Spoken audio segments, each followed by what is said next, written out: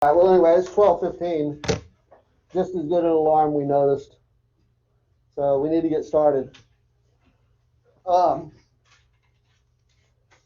Real quick, before I jump to the class roster, I want to make sure that the people who are sitting in on the class session in the online class can see and hear me. So for those of you, I guess it looks like there's just one person today. Can you see and hear me? Will you raise your hand if you can?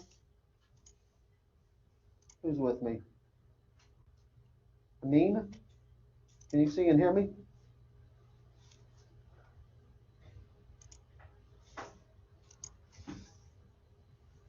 Amin, if you can see and hear me, I want to make sure that you can see and hear everything. Okay, good.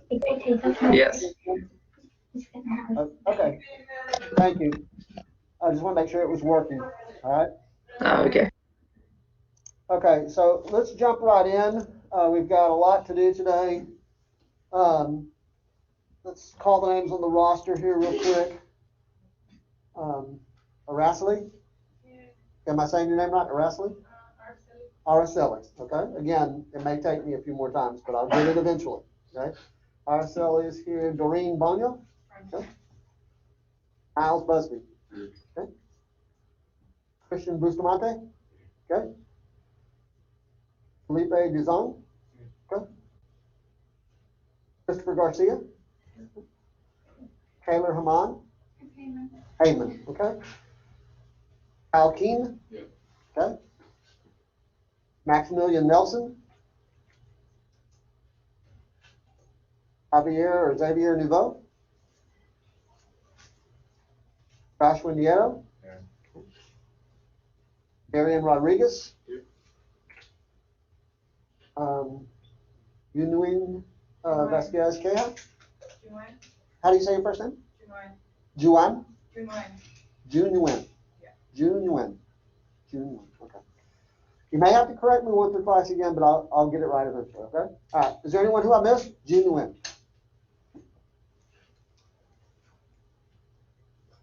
Okay. It may be there was somebody who is on my class roster in the 1050 class who didn't realize that it was a face-to-face class, thought it was an online class. So I don't know if some of these people are also assuming it's an online class or not. But if you know people who aren't showing up, either of those people, you might want to tell them. Okay.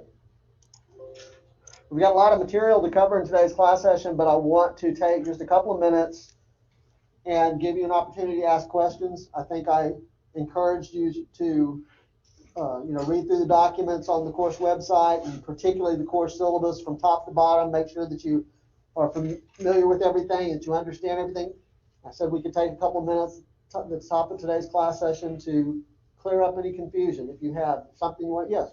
Is this right? It looks like it. Yeah. Is there like blank on the other side? Have you? You haven't. It looks like the right thing. Thank you. Like off Amazon. Dude, I have mine shipped coming in right now.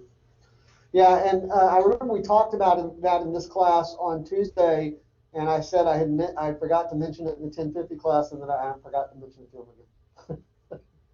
again. So they're going to come on Tuesday without Scantron form. Maybe I'll send them a course announcement. Okay. Anything else you want to ask about?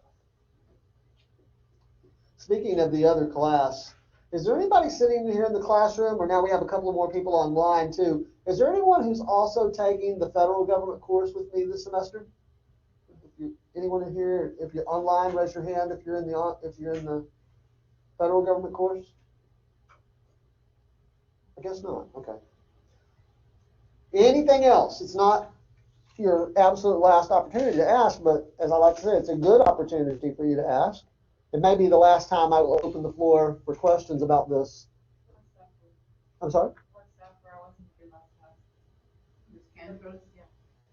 Oh, he's talking about in this class we do weekly quizzes both on Tuesday and Thursday, and so you need a supply of Scantron forms. Maybe he'll share that number with you. I'm not going to call it back up on the computer, but I think it was like 815E. It is. 815E. So if you can obtain a supply of those, as I said, we're going to be doing quizzes every Tuesday and every Thursday in here beginning next week. Dude, so you guys know unit exams, it's like, he set those out with quizzes. Is that document that we need to read for the reading quiz next week? I'm gonna, as soon as this class is over, I'm gonna link it up for you. I realized that, a little bit earlier that it was not linked up yet. Yeah, I was and, trying to find it. I will definitely get that done as soon as this class session is over. Appreciate you. Thank you. It might actually, now that I think about it, it might have to wait till I get back to my office because I'm not sure. Sometime this afternoon it'll be up there. Okay. By the way, yes, sir. Lecture quizzes are on Tuesday and reading is Thursday. Yes, that's right. And remember, the lecture quizzes are 10 multiple choice questions, and the reading quizzes are 10 true-false items. And by the way, we will do them all together. You'll have 5 minutes for each. And I've tested this out over a number of semesters now. I've been doing certainly reading quizzes for at least a good 7 or 8 long semesters consecutively now, going back at least 2 or 3 years. And I've experimented with different amounts of time, and 5 minutes seems to be optimal. Okay, so maybe with the first one or maybe the first two, sometimes I think students feel like a little pressured, but give yourself, don't get upset or don't get too anxious about it. I think after you take, some of you will probably get be right in the swing from the start, but there may be someone who takes them 2 or 3 quizzes to kind of get in the rhythm of how these quizzes are administered. Because what I do is I don't pass out paper. Remember, we're not passing out paper. Okay, I didn't do this anyway, even before the pandemic, but particularly now because the college doesn't want us to be passing out paper if we don't have to, right? I'm going to put them up here on the screen, and each one's going to be up on the screen for 30 seconds, 10 items, 30 seconds each.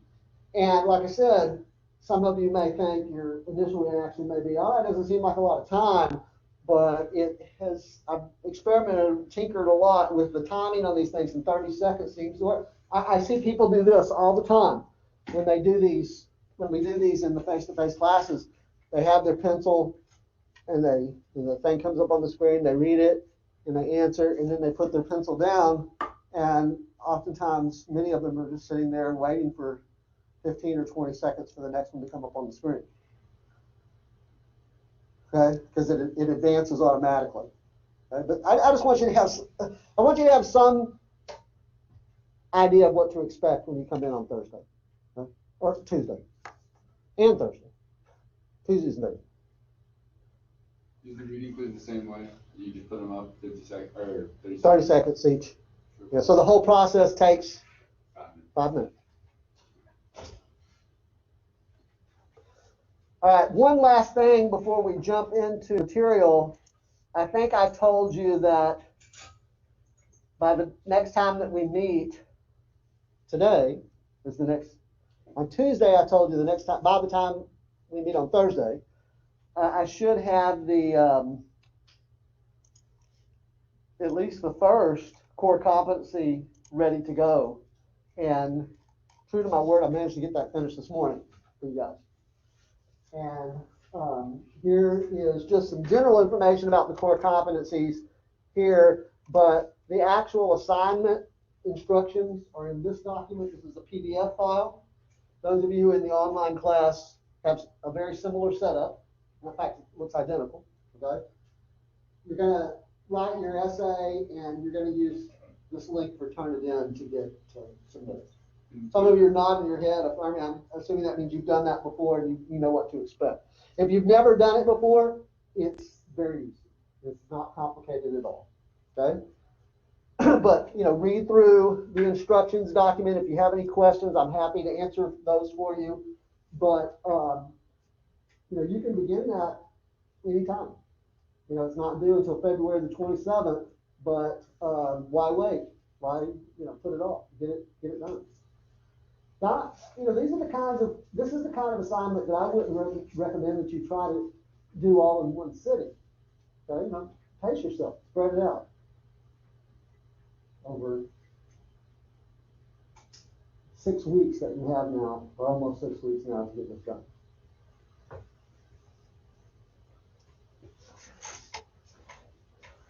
Okay, anything else that you want to ask about? All right, well, let's get going. I'm gonna take myself off of the screen for the online people, and I always forget to do that part. Tell me what you see now.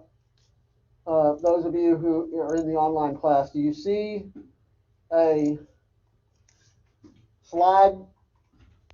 Yes. This top slide says Introduction to Politics and Policy. Is that what you're looking at?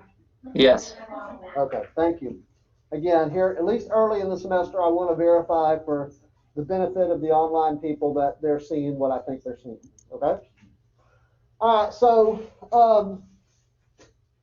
the Government 2305 course and the Government 2306 course are two different courses. But, federal government and Texas government. But at least out of the gate, in week 1, the curriculum that I introduced is pretty similar in the Government 2305 and the Government 2306 course. So if you had me for Government 2305 already, I think there's at least one person here who has. I apologize to you. You're getting essentially the same sort of information that you did in that Government 2305 class, but I can't be sure that any of you who might have already taken Government 2305 with someone else got this introduction. Okay, so I do this in both the 2305 and the 2306. Okay, so this is a course in Texas politics and government. So it seems to me that a good starting point is to make sure that everybody is on the same page when it comes to those two fundamental concepts, politics and government. Okay, so I want to begin by offering you some definitions and some discussion of those two fundamental concepts. So the first definition, or the first concept that we're going to define, is politics. Now, I'm not going to just give you one definition of politics. That's not enough. Got to give you 3. But I think as we go through this, I hope as we go through this, it'll become clear to you why I think the 3 definitions are necessary. Okay? The first definition is what I like to describe as the classic definition, authored by a political scientist named Harold Laswell way back in the 1940s, 80 years ago. Harold Laswell, one of the icons of my discipline, political science, gave us this definition of politics. He actually wrote a book by the title, Who Gets What, When, and How. This has become the standard definition, and it appears in virtually every American government textbook and in many Texas government textbooks that have been printed since then.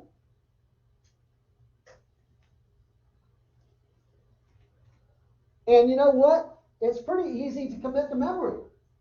One of the things that I've discovered over many, many years of teaching these introductory courses is that students like Laswell's definition, and I think mainly because it's easy for them to remember.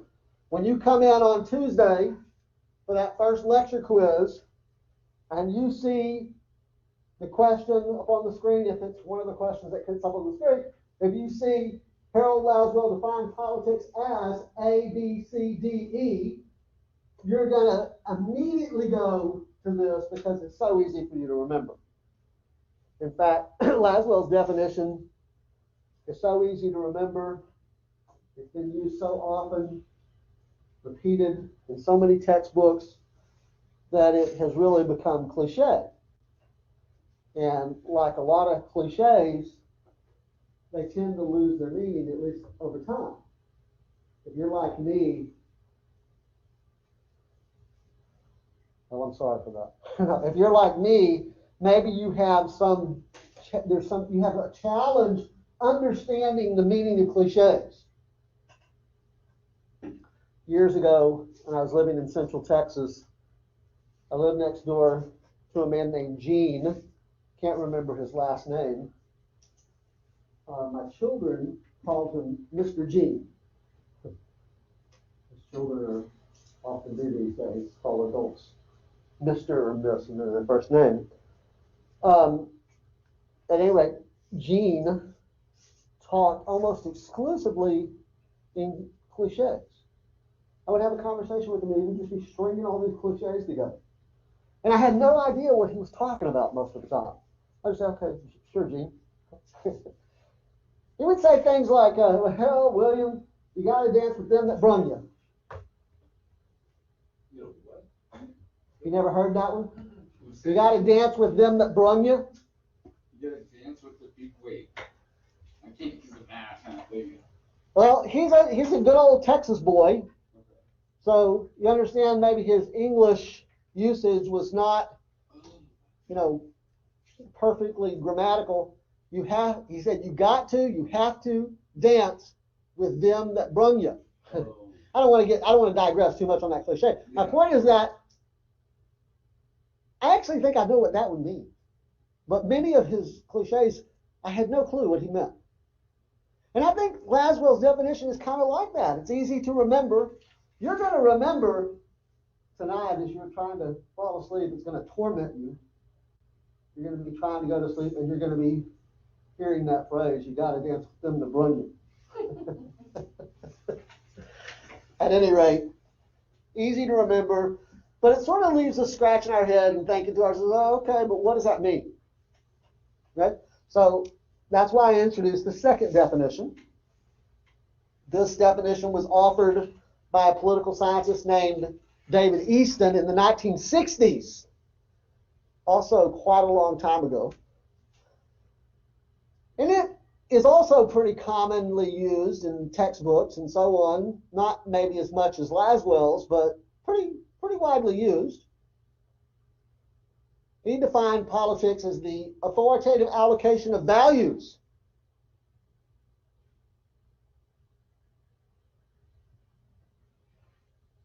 And it is, I think, also very easy to remember that definition.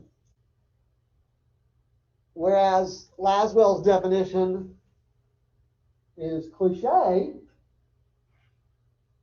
Easton's definition is jargonistic. So while it may be easy to remember, the jargon that he uses make us say, okay, well, that's fine, but what does he mean by authoritative? What does he mean by allocation? What does he mean by values? So let me start with the last of those three, because you can see that in the definition I modified it slightly. In parentheses, I put valued things.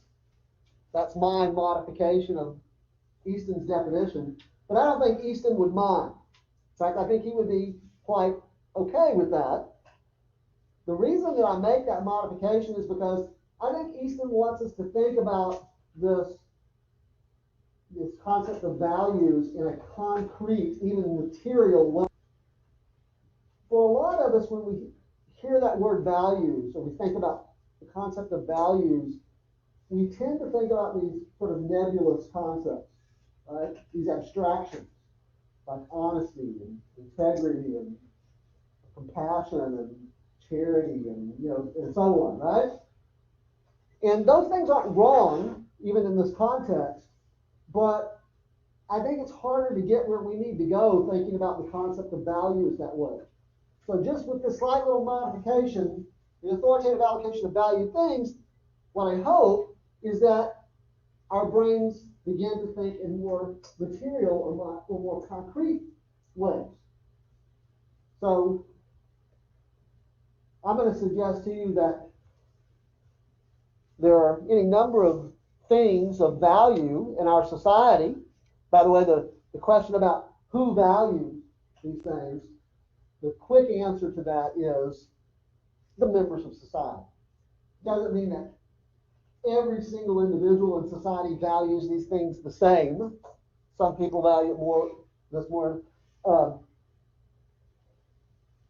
generally speaking, the members of society value these things.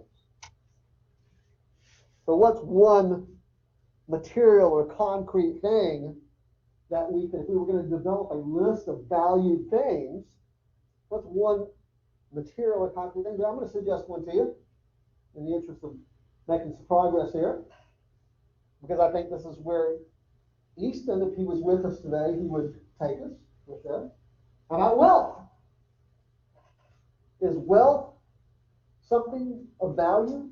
Is wealth something that most members of our society value? Not each individual values it exactly the same, but in general, the members of our society value wealth. That doesn't make American society unique, by the way. I think every society on the face of the earth values wealth to a greater or lesser degree, but I think it clearly goes on the list. Now, in the past, when I've talked about these sorts of things with students, occasionally I'll have a student who will object and say, wait a minute, think about this, Fagan, think about what you're saying here. Politics is the authoritative allocation of wealth? Yes, that's right, it is. Politics is the authoritative allocation of wealth. Hold on. Not in my country. In America that I grew up in, a person's wealth is a consequence of his or her own talents and abilities, the decisions he or she makes, okay? Maybe, for some people, a matter of the character that they possess, right, etc. And I don't dispute that. I grew up believing that as well. But, and I think it is, to a large extent, true. Right? It's not wholly and completely true, but to some extent that's true. Right? But that doesn't negate the point that Easton's trying to make to us. So I want you to imagine a fictional person called Bill Gates. He's not fictional. Any person of incredible wealth. Jeff Bezos. Somebody told me in the 1050 class that Jeff Bezos was worth, hold on to your hats, $182 billion. So he's not the richest person in the world anymore. Who is? Elon. Elon Musk, what's he worth? He just surpassed him, I think. So he's worth at least 182 billion. Okay? Yeah, Anyway, it doesn't really matter for our purposes. Imagine, by the way, that's the kind of personal wealth, that's the kind of money that my brain has a really hard time coming to grips with. You know, you all know the name J.J. Watt, right? You know, when J.J. Watt signed his contract with the Houston Texans several years ago, it's been 4 or 5 years ago now, the number I remember was $100 million over 10 years. Does that sound right? So if I had said to you at the start of this class session, if I give you $1 million, will you be happy? I bet many of you would say, yeah, sure I would. But somebody might have said, now wait a minute, is that for the rest of my life? All I get $1 million? Maybe some of you would hesitate a little bit. There are a lot of people in this country that never get at any point in their life $1 million. At any rate, maybe you have higher aspirations than just $1 million. You know? So you say, so what if I change that? I say, okay, how about $1 million a year? Now you're more comfortable, right? At that rate, how many years would it take you to have J.J. Watt money? 100 years. Most of you aren't living that long. I mean, unless, you know, the average lifespan right now is like 75. I'm not living to 100, I don't think. Some people do, but most people don't, right? I hope you do. But, you know, that's a lot of money, $100 million.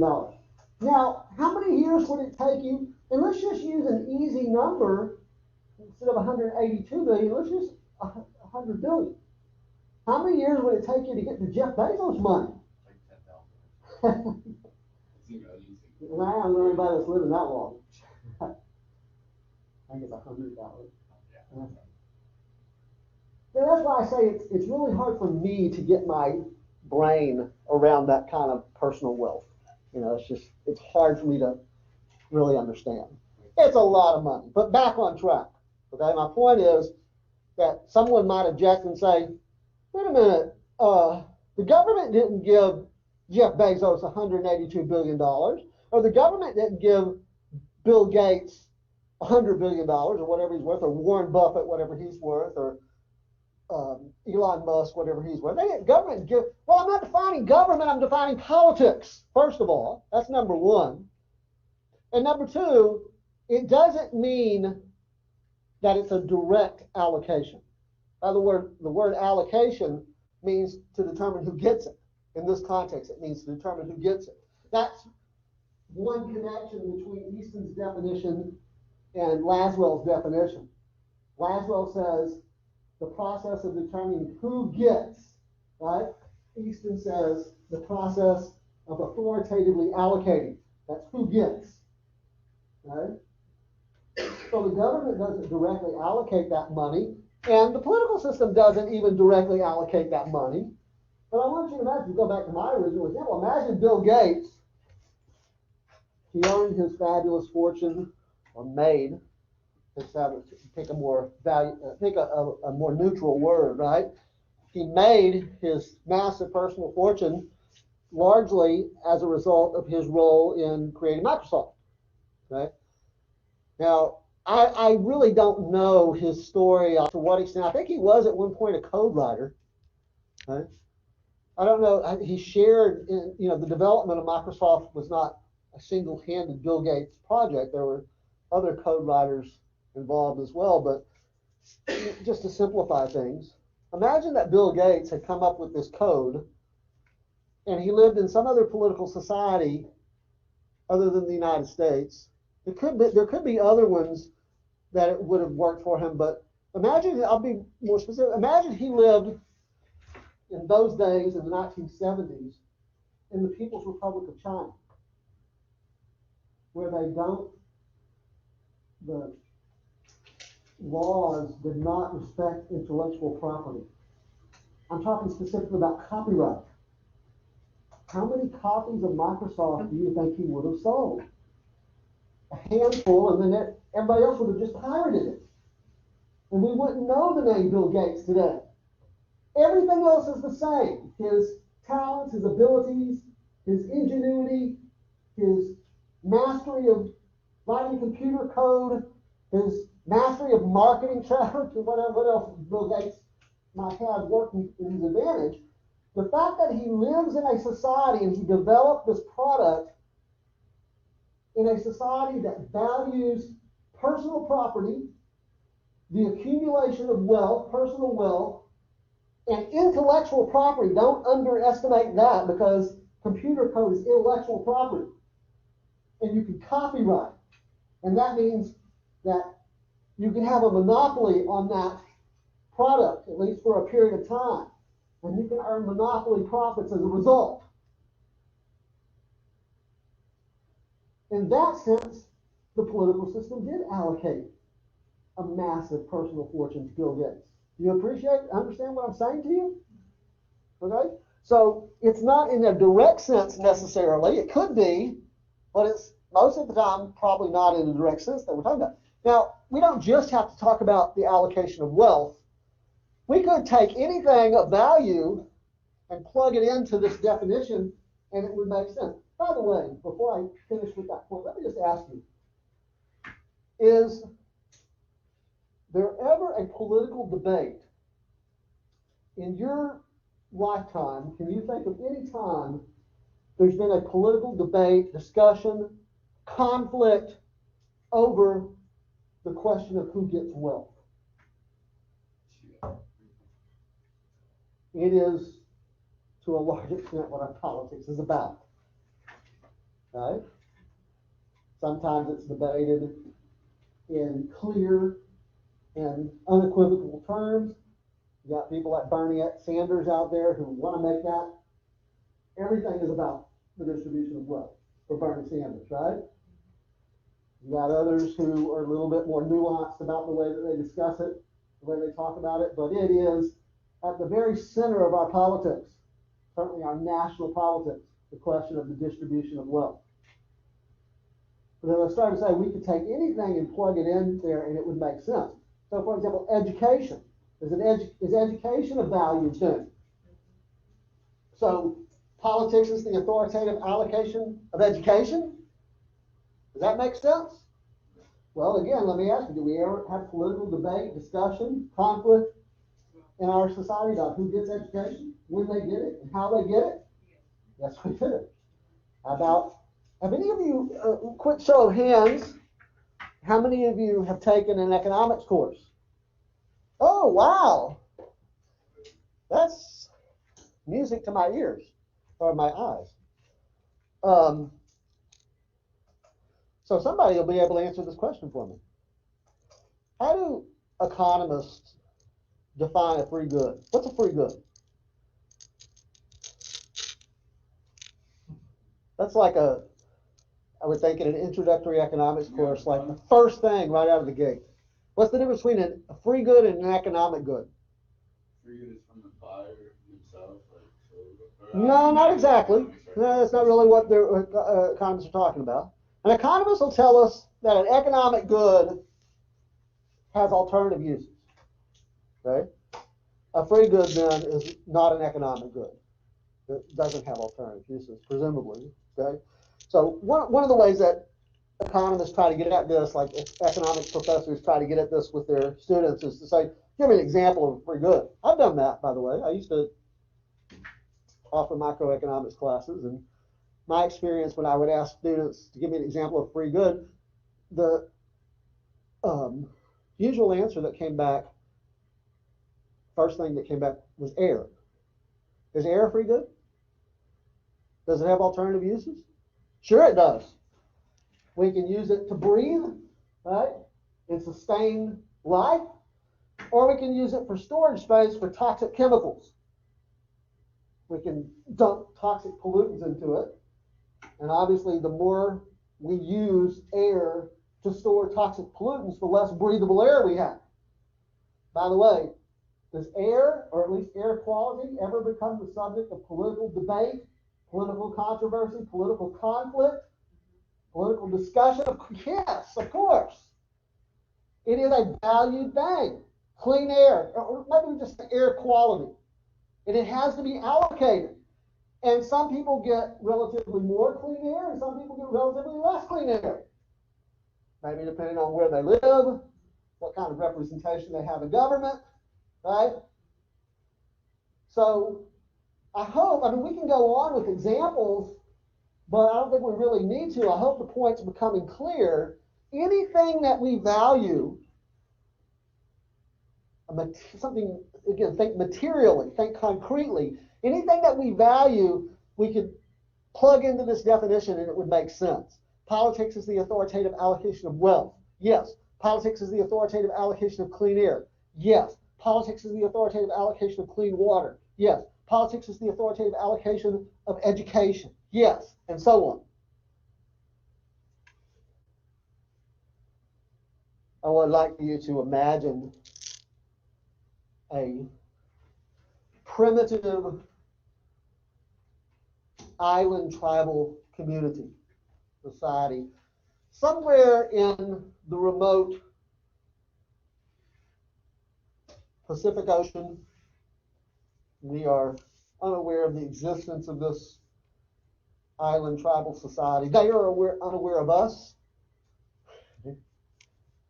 They have one thing of value that they keep in a big hole in the ground.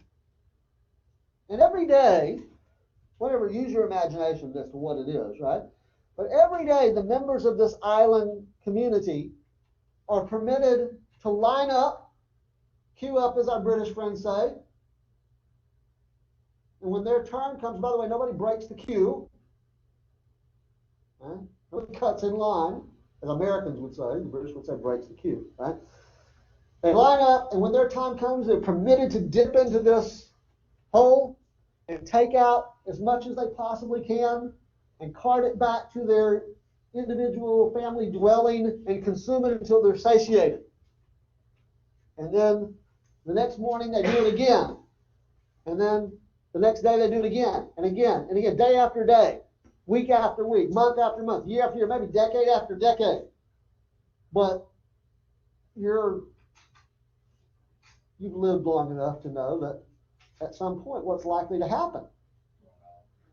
They're going to recognize that they're running out of this thing. By the way, up until that point, it's a free good. At that point, it becomes an economic good. And by the way, that's when the pushing and shoving in line starts. That's when the cuts begin to happen.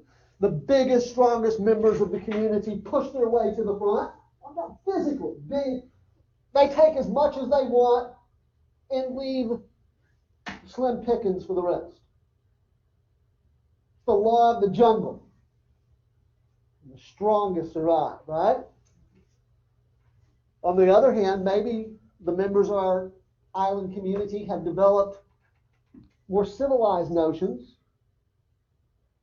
and they develop a process whereby all of the members of the island community can share in some. We'll call that the rule of law. So on one extreme, you have the law of the jungle. On the other extreme, you have the rule of law. Either way, it's politics. Okay? They're both politics. That's what we're talking about when we talk about politics. They've developed a process for determining who gets the valued things, when they get the valued things, and how they get the valued things. Obviously, there are lots of variations in between those two extremes. Okay? But every human society has to confront that reality of scarcity. And it is the fact of scarcity that makes politics unavoidable. I had a student in a class years ago. I'm always going to remember this because she said,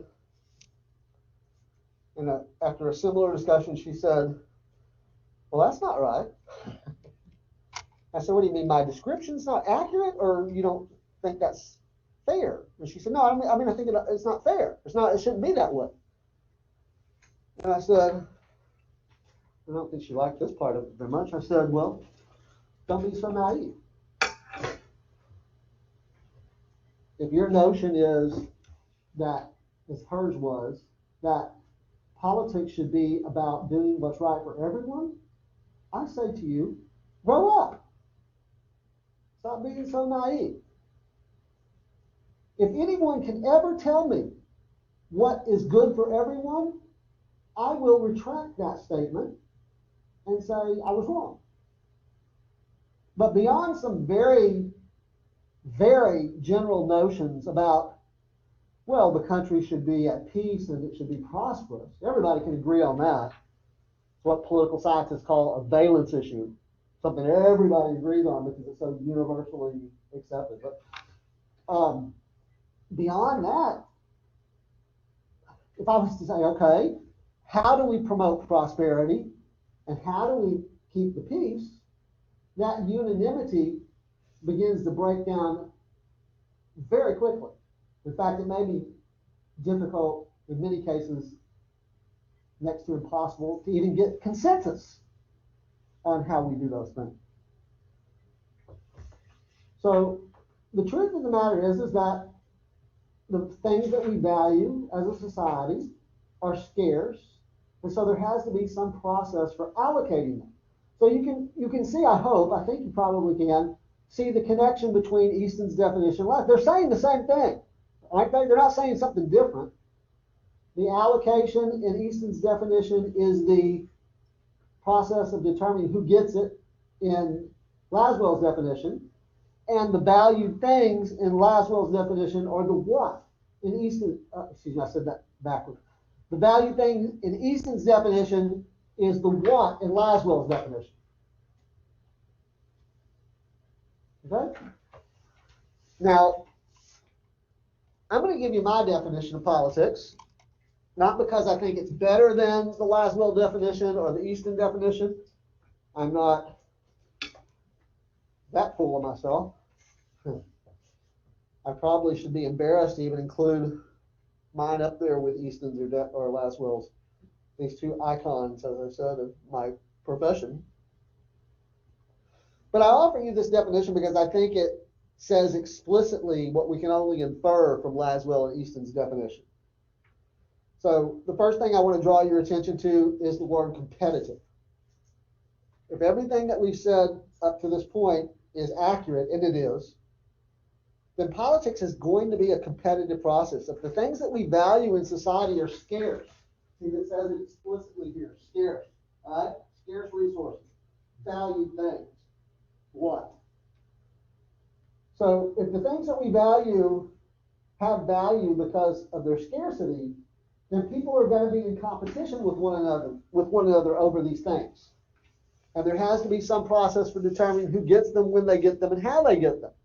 And that means, because it's competitive, that means that there are going to be winners and losers.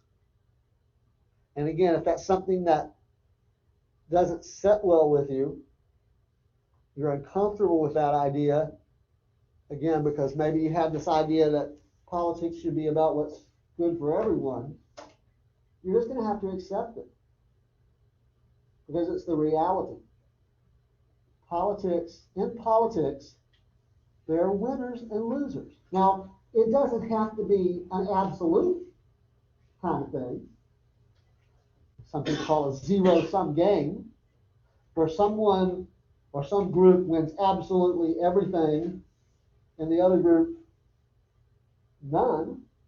We're not saying that some individuals or some groups get all the wealth and others get no wealth,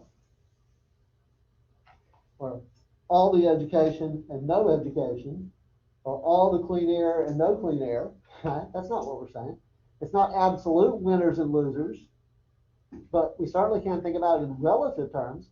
Some people are relative winners and some people are relative losers. Some people get relatively more wealth, some people get relatively less wealth. Some people get relatively more education, some people get relatively less education. Some people get relatively more clean air, some people get relatively less clean air. Okay? Again, that's just the fact. That's just the reality of life in an earthly society. When we all die and go to heaven, and there is no want and need, right? We won't have any use for politics.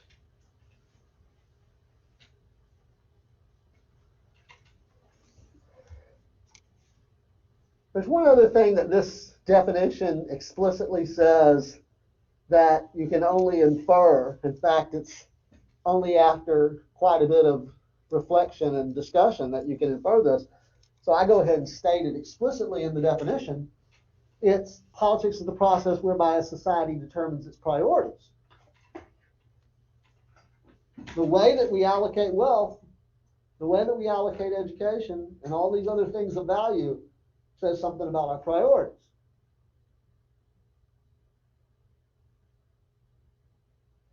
Even in the more narrow sense of thinking about how government allocates its budget. Right?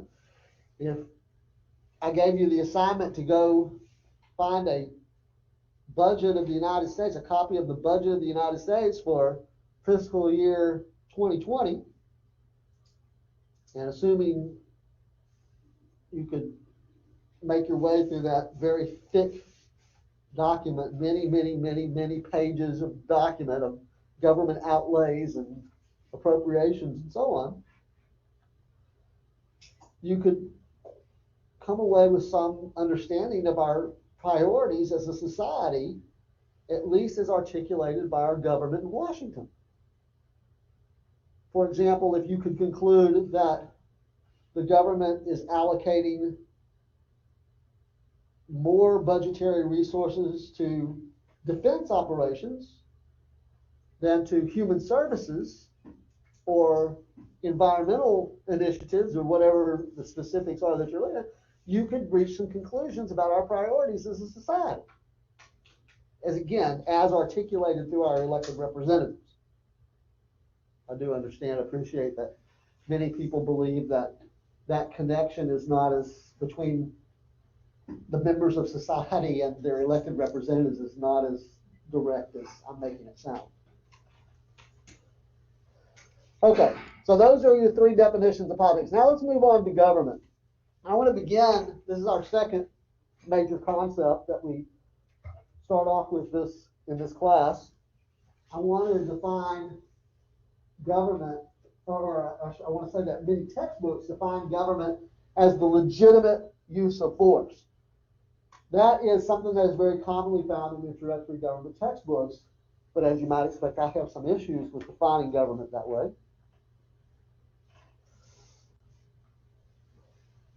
But let's just, before we move on and give you my definition of government, let me get you to reflect a little bit on what the authors of textbooks mean when they say that. So, just a quick show of hands here. Why do you obey the speed limit to the extent that you do? Fear of punishment. So, you're saying that it's the incentive or the disincentive of a punishment that dissuades you from violating the speed limit. I think that's the answer most people are going to get. Right? And by the way, you know, that is one way that government exercises force. They're going to make you pay this fine.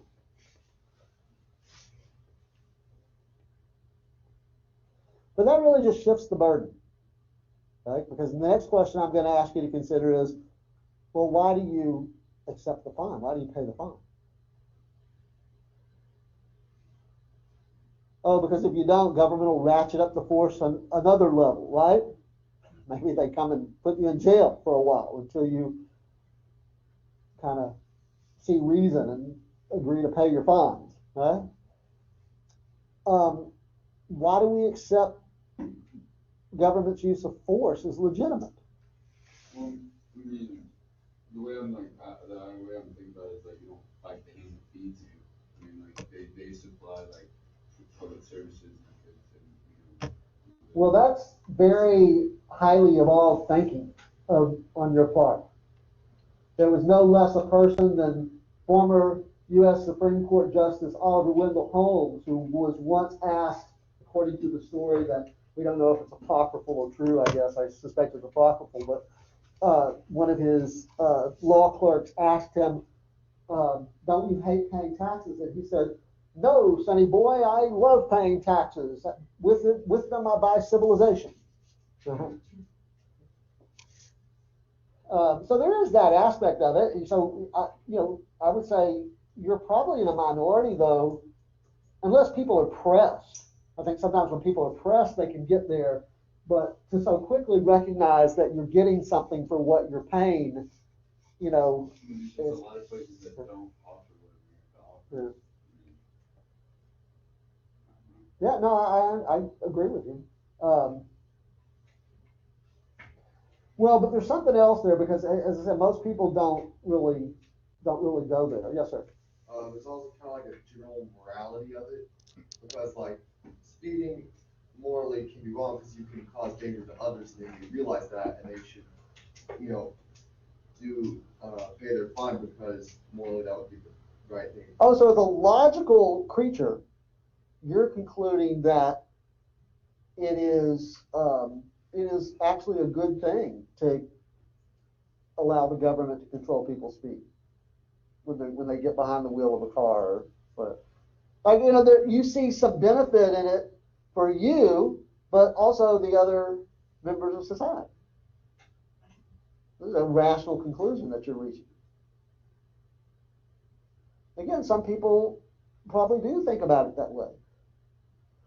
But I think there's something else. Okay, so let me ask you this. Let me sort of steer this a little bit different direction. Let's say you get in your car after this class session is over and you are headed to get some lunch. You haven't had lunch already. And you're driving up there you get up on 69 and you see in your rearview mirror, the flashing lights. And so true to your driver's training, you pull over and you see some guy in a uniform striding up to your window, says license and registration. You comply, but as you do so, you notice that he has a badge on his uniform that says First Colony Mall Security. You'll be He's like, writing you a ticket. He hands you his ticket. Sign. What are you gonna do? You're gonna just like laugh and blow it? Yeah. Huh. What if his badge said Archdiocese of Houston Galveston? He's a security officer for the Catholic Church. You don't pay that ticket or worry about driving away? They're like an authoritative power over that. What if his badge says Fagan's Goons? By the way, my goons, they can exert some force. They are well-paid goons. Do you understand what I'm saying to you? What if his badge says City of Sugar Land, Texas, or Texas Department of Public Safety, or Texas, whatever they call the Highway Patrol? I forgot. What do they call it? What if it's a City of Sugar Land police officer? Yeah. Now it's a different story, right? Now you take that ticket and you sign that ticket and you keep your court date because you recognize that as government, and government is legitimate in your view. You may not like everything government does, but you view government as being legitimate. So that raises an interesting question. Where does that notion of legitimacy come from? Why do the members of a society, and let's modify this a little bit. Let's talk specifically about the members of a democratic society, because I think we could talk about this a little bit differently if we wanted to talk about an authoritarian society. Okay? But this is, of course, in Texas government, which is part of the broader U.S. system, right? So why is it that in American society, in democratic societies more generally, it's not unique to the United States, why do people see government's use of force as legitimate? For our purposes, legitimacy here means the willingness of the members of a society to accept the authority of government. And that includes its use of force.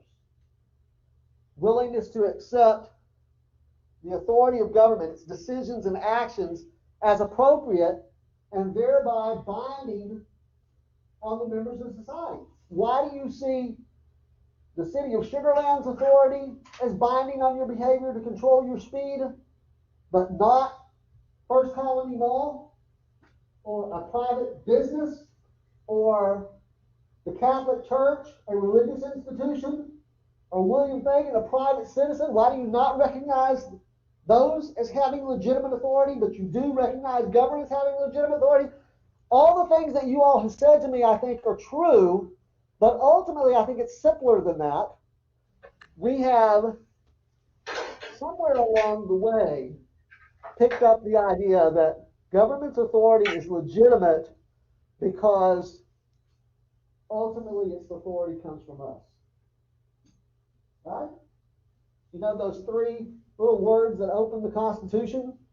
We, the people of the United States, in order to form a more perfect union and establish justice, domestic tranquility, provide for the common defense, etc., blah, blah, blah, blah. We do establish and ordain this government and give it the authority to govern over us and make these kinds of decisions. That authority comes from us, we believe. And that's why it's legitimate. It is those three little words that the Americans wrote in their Constitution in 1787 was the reflection of an ideal that was being developed in Western thought particularly during a period known as the Age of Enlightenment. The Age of Enlightenment is mainly the 18th century, the 1700s. And it's worth noting that the fundamental documents of American political life, the Declaration of Independence, 1776, the Constitution, 1787, and the Bill of Rights, 1789, were all written during the Age of Enlightenment.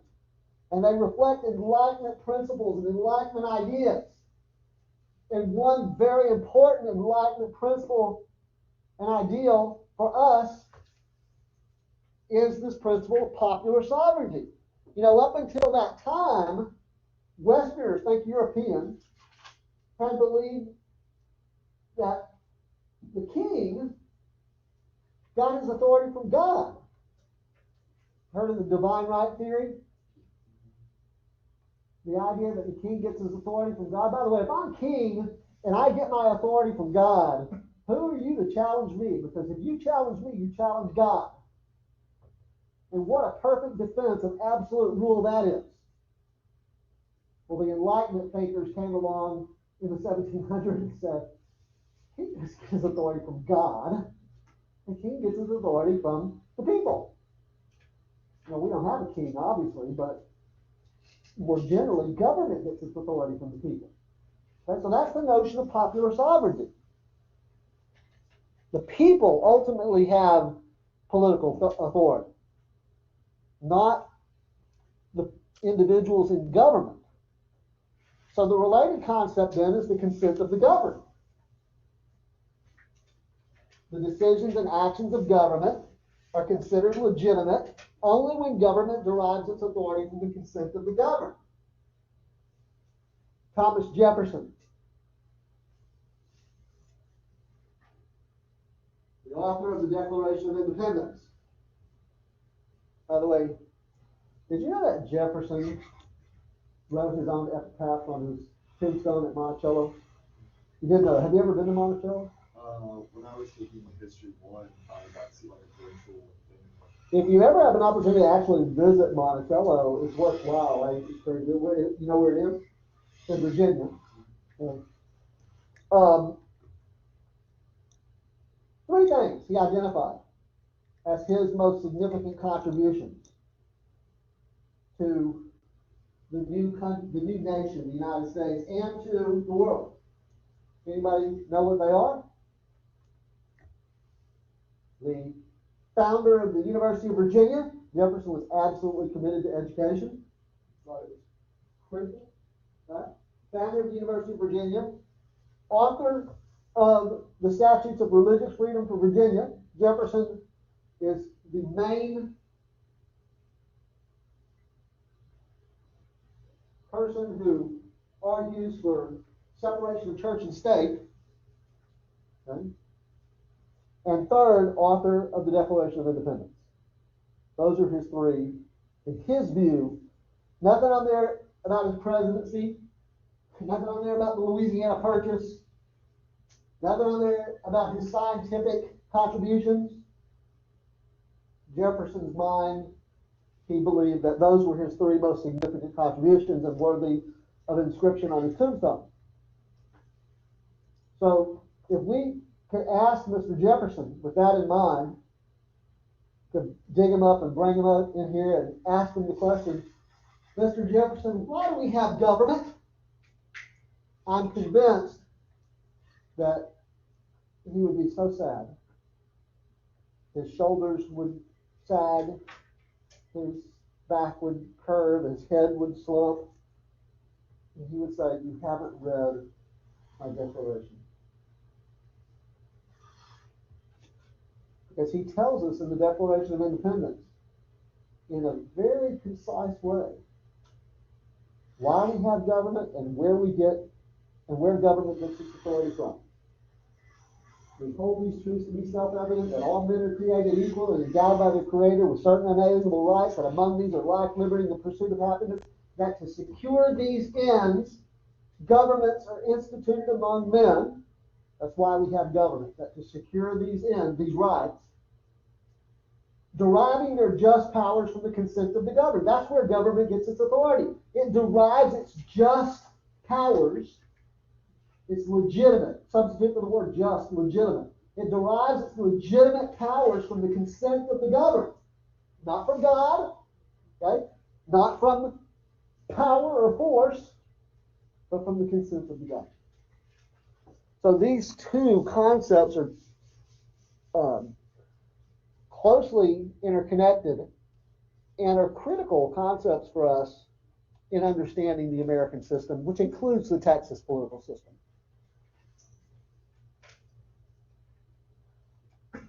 All right, so let's define government here. Government refers to the structured arrangements in a society that produces and enforces decisions resolving conflicts over scarce resources. This is not the same definition that's offered by the authors of the textbook. So again, I don't want you to think about everything in this class in terms of quizzing. I think sometimes that gets in the way of learning. The students are too obsessed with quizzing or testing. So I do understand that I run the risk of fostering that kind of approach when I say things like I'm about to say. When you come into this classroom on Tuesday, the lecture quiz, and you see government is defined as, if it's one of the questions that makes it on screen, A, B, C, and D, you're going to pick this. You're not going to pick the one however it's described in the textbook. That makes sense?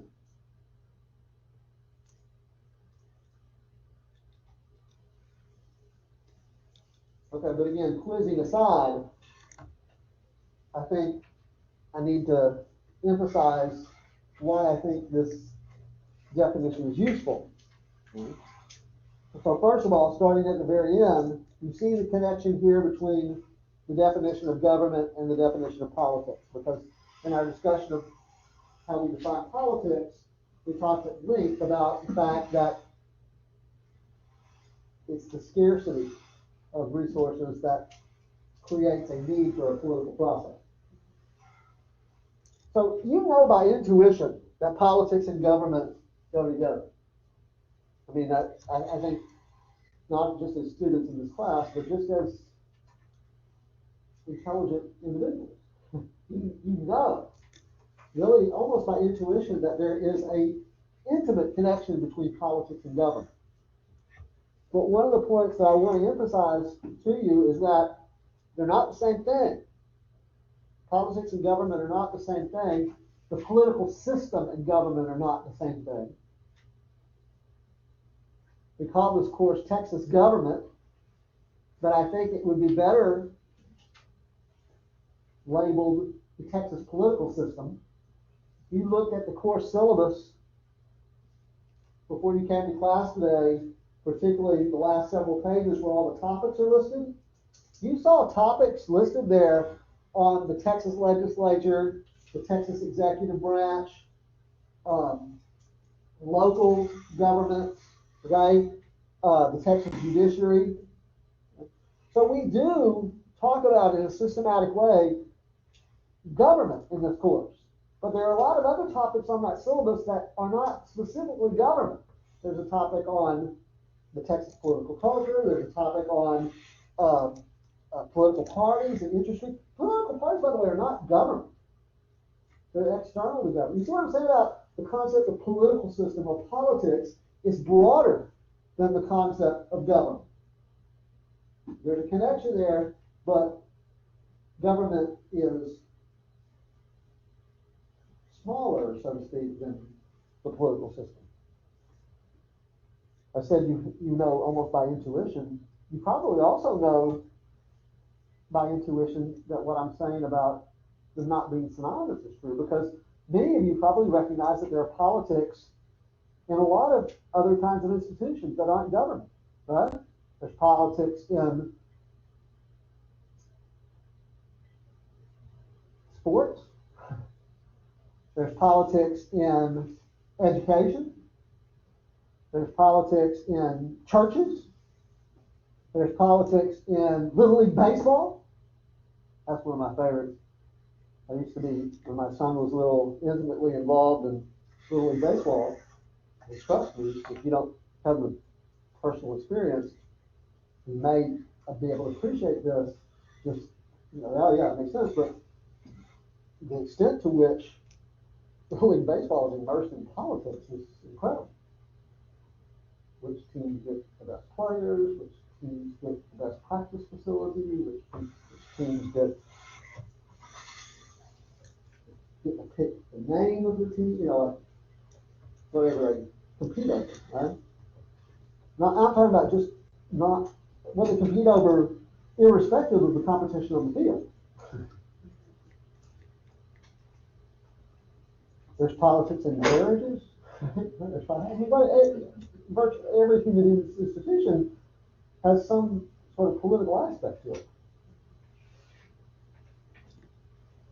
Which means, by the way, that all of the frailties of human behavior are present in all of those institutions and not just in government. Like, I'm talking about like corruption. People can clearly see the corruption in government, right? And they tend to think that that's all it is, corruption. But corruption in everything human beings lay their hands on.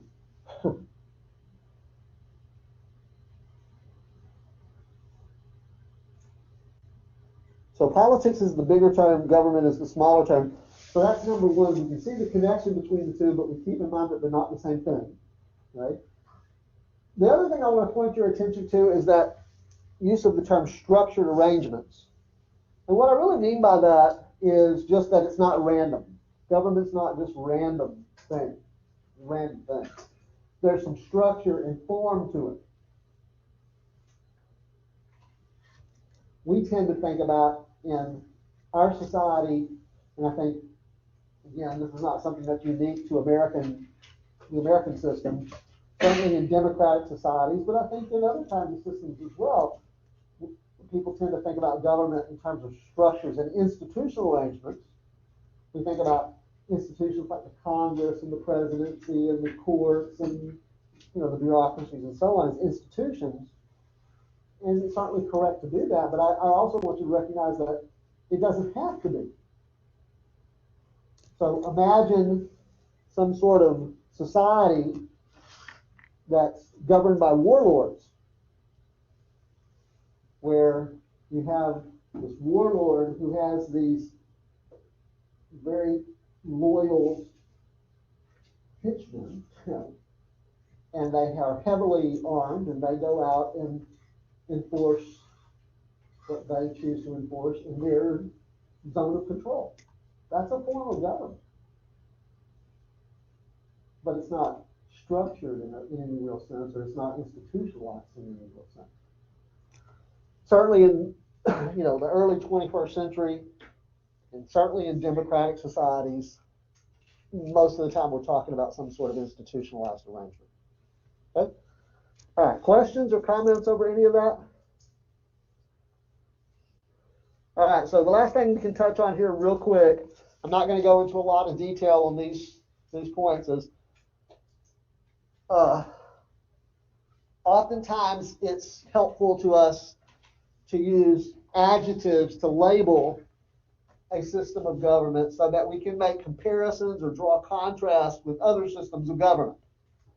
So here are some very common labels that we can use. I actually put them here in the form of a noun. That's a noun. Democracy is that's the part of speech. It's a noun, right? So if you change it to the adjective form, democratic, and then the noun would be system of government, right? Democratic system of government. A democratic system of government operates according to the principles of popular sovereignty and consent of the governed. At a minimum, a democracy operates according to the principles of popular sovereignty and limited. You can't get this democracy unless you embrace the principle of popular sovereignty and consent of the governed. I suppose it's possible that one could embrace the principles of popular sovereignty and consent of the governed without necessarily getting to democracy. Does that make any sense? Let me say it again. I don't think you can get to democracy. I don't think you can reach the conclusion and embrace democracy without first accepting these principles. Okay? It may be possible to embrace these principles of popular sovereignty and consent of the government and not get to democracy. I'm thinking here about the way that the Bolsheviks or the communists in Russia used to talk about their system, where the Communist Party governed as a vanguard of the people. I think that they might have at least believed, convinced themselves that they were, acting in the interest of the people. But it wasn't a terribly democratic system. Next, an autocratic system of government is one in which one person possesses and exercises supreme and absolute authority. An autocracy or an autocratic system of government is one in which one person possesses and exercises supreme and absolute authority. That's straightforward. That's pretty straightforward, right? A plutocracy is a system of government in which authority is possessed by and exercised on behalf of people of great wealth.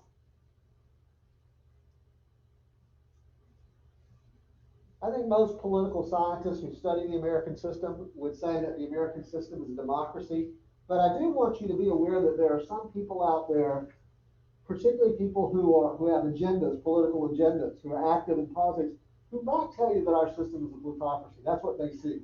Like people of great wealth who are pulling all the strings, and government runs for their benefit and so on. I'm sorry, what? Buying politicians and lobbying. Yeah. But I think I just want to be clear, I think most political scientists would tell you that it is accurate to describe our system as a democracy. Not all democracies are created the same. They operate differently. So there's lots of room under that label democracy to have some variations. For example, I would tell you, I don't want to digress too much because we're almost out of time, but I would say that we certainly don't have a majoritarian democracy. It is probably more accurate to describe it as a pluralist democracy, but even there's some room for debate on that. But that's a whole other kind, set of considerations for us that we don't have time to go into right now. All right, a theocracy is a system of government in which God or some deity is widely accepted as the supreme ruling authority, but gives divine guidance to clerics who act as human intermediaries to carry out divine will.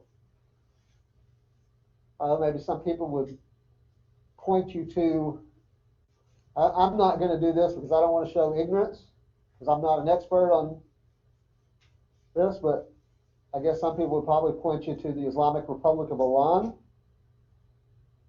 as a theocracy.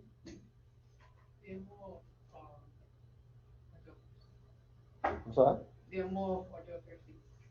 Autocratic. The Vatican's a good one. Well, but the Vatican, its governing authority, that's an interesting question. It's a complicated way to, my initial instinct is to say, well, the governing authority of the Vatican only applies to Vatican City, which is, just the Holy See is, I'm not a Catholic. I don't want to speak out of school, but on the other hand, someone might say, well, but, it extends to all Catholics, worldwide. But I don't know that we really think about it as a government per se, except as it applies to Vatican City. Okay. All right, we're out of time. Wait, could you keep the or that. Which one? Definition